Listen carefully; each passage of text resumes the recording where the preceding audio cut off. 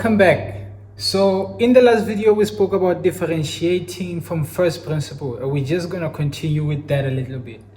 So we said that if you have a function, let's say you have a curve right here and you want to find the gradient at point A. Now to find the gradient at point A, we can visualize that gradient by drawing a tangent. Now, a tangent is a line that touches a curve at one point. So if we draw this tangent at point A, it will give us a visual of the gradient at point A, which is what we are trying to find. Now, how do we do this? I'm going to introduce a second point here, point B. We call it B, and then connect those 2 points using a secant line. Now, a secant is a line that touches a curve at 2 points. Now, using this secant line, I'm gonna now take this point B and move it closer to A and see that this secant line will then start to shift as B approaches A until it is parallel to our tangent here. So in that way, we will be able to approximate the gradient of the tangent, which will be the gradient at point A. So as B moves closer to A, that means the secant becomes parallel to the tangent. So if we can find the gradient of the secant and then move this B towards A, then we can be able to approximate what's the gradient of the tangent at A. So how do we find the gradient of the secant? Let's give our 2 points coordinate. Now let's say B lies at some point coordinates A, supposing that this curve is some function f at x. So if you have A, that means the y value of B will be f at A. Now, to find the gradient of the secant, we don't know the points at A, but we know that from the gradient of the secant, A lies some x value, let's call it h, and y value, let's call it y. So we know that this is the distance from the x value of B to the distance of the x value of A. So let's use those as our coordinates for A. We know that A is the x value of B plus this change in x value, which we are calling h.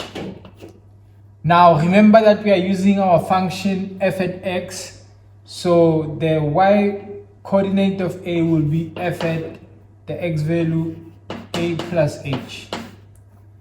Now that we have the coordinates of our 2 points, we can calculate the gradient of the secant line. And to find the slope of the secant, we are going to find the average rate of change. So we are going to use our normal gradient that we'll normally use for straight lines. So to find that, we'll then look for the change in y divided by the change in x. So we're just looking for delta y over delta x. Now, what is the change in y?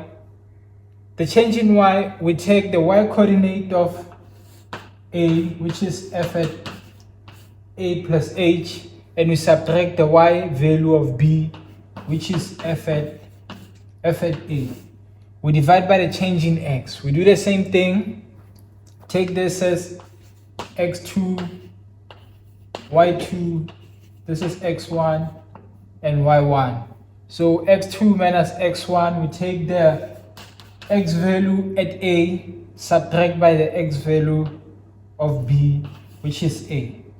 Now we see that this will subtract each other, and we are left with f at a plus h minus f at a over h. Now this is the average rate of change of the secant line. Now that we know the gradient of the secant line, what we are going for is the gradient of the tangent. So what we're going to do now is take this point B and start to move it closer to A.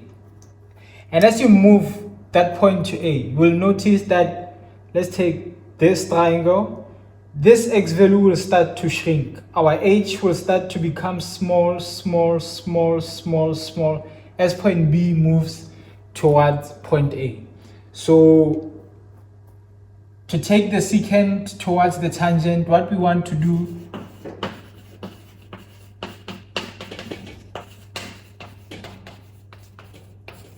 we want to shrink h. We want h to become small and small and small and small. But remember that if this h becomes 0, then this will not be defined. So we do not want to h. We want h to reduce. We want it to get as close as possible to 0, but never become 0. We want to shrink it by moving this point B towards A, but we never want it to become 0, or else our rate of change will become undefined. So how do you approach but never reach there? We now introduce the limit. Now this limit, h reduces, approaches 0 but never reaches 0. So we want the limit as h approaches 0. So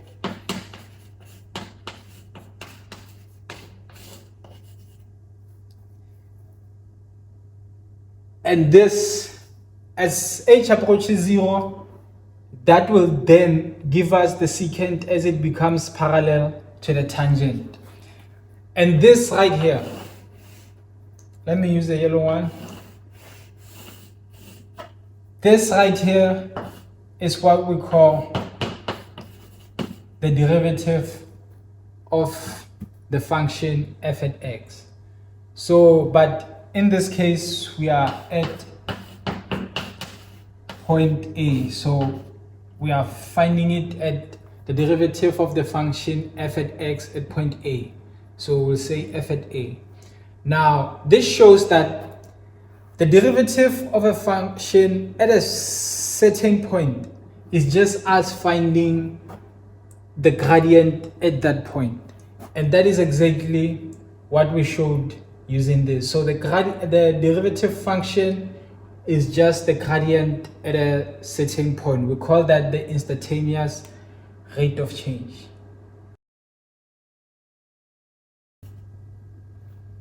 We found out that the derivative of a function from first principles, we can use this formula.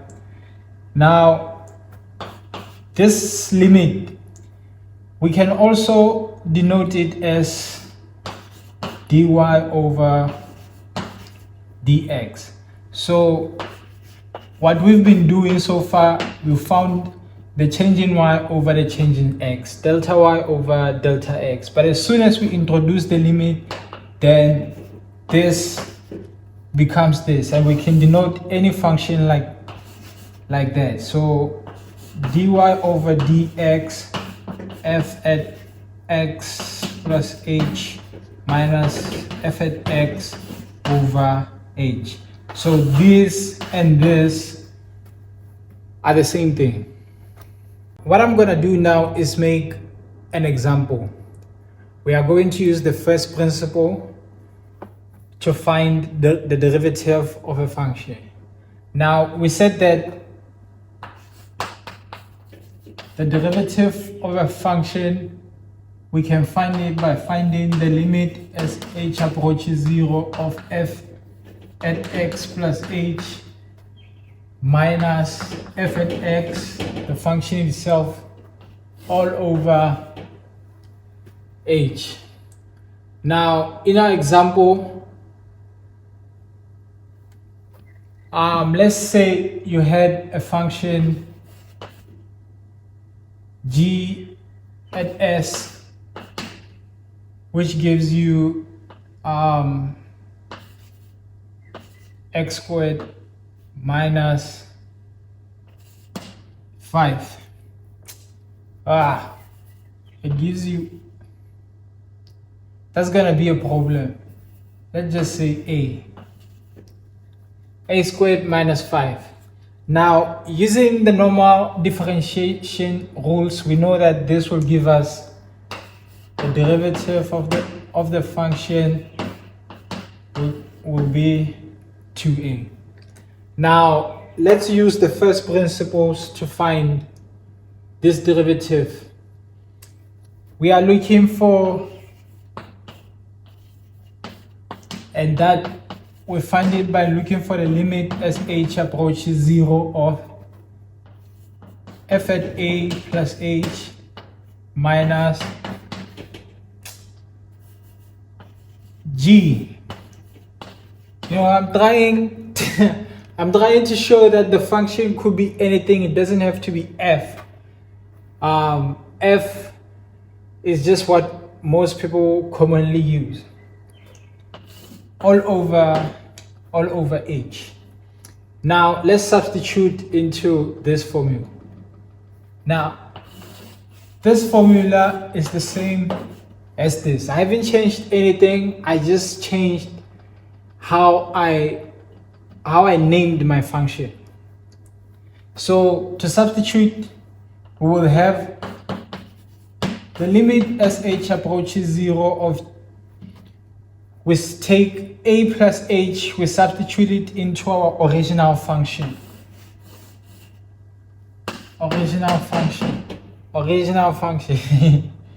Now, a plus h, we will get into a.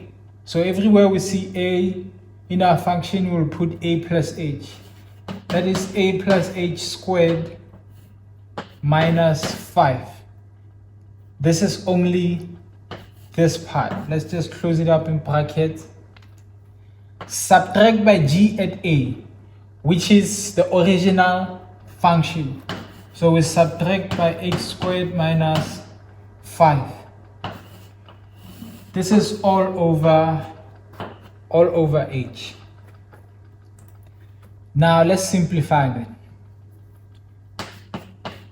The limit as h approaches 0, this becomes a squared plus 2ah plus h squared minus 5. So this is this part. This part is this part minus 5. Now simplify here. Negative multiplied by a with negative a squared. Negative times negative plus 5. And this is all over h. Now we'll see that the a squared will subtract the a squared. Around this part of the problem, you'll start noticing that things are cancelling out each other. They are subtracting each other. The 5 subtracts the 5, and then we are left with 2ah plus h squared all over h. Now, in the numerator, we still have the limit as h approaches 0. In the numerator, we'll take h as our common factor for us to deal with this h. So, h, you take out h, you're left with 2a plus, you take out 1h here, you are left with 1h. All over h, and now the h will divide the h, and then our limit as h approaches 0 will be 2a plus h. Now this is where we were coming to. Now remember that in our function we had 2 points, and we were trying to shrink h. So as h approaches 0, shrinks and shrinks and shrinks, a will inevitably get so close to 0 that but not become 0, that this h is negligible. So this is 0, so we are left with 2a. So this becomes 0 because h approaches 0, and we are left with 2a. Now this 2a is this 2a, the derivative. Now this function of the derivative, it can tell us the gradient of this function at any point on that function. Now if we want the gradient at point, if we want the gradient f at 2, we can just substitute it in here and know that at 2 the gradient will be 4. At 3 the gradient will be 6. And you can notice that this function is a parabola, right?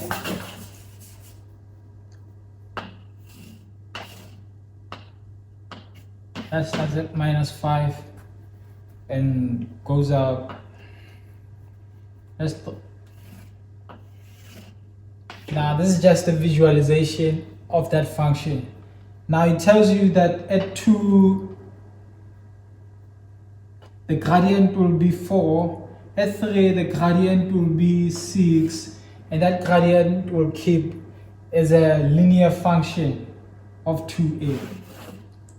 But we'll discuss that in other following videos.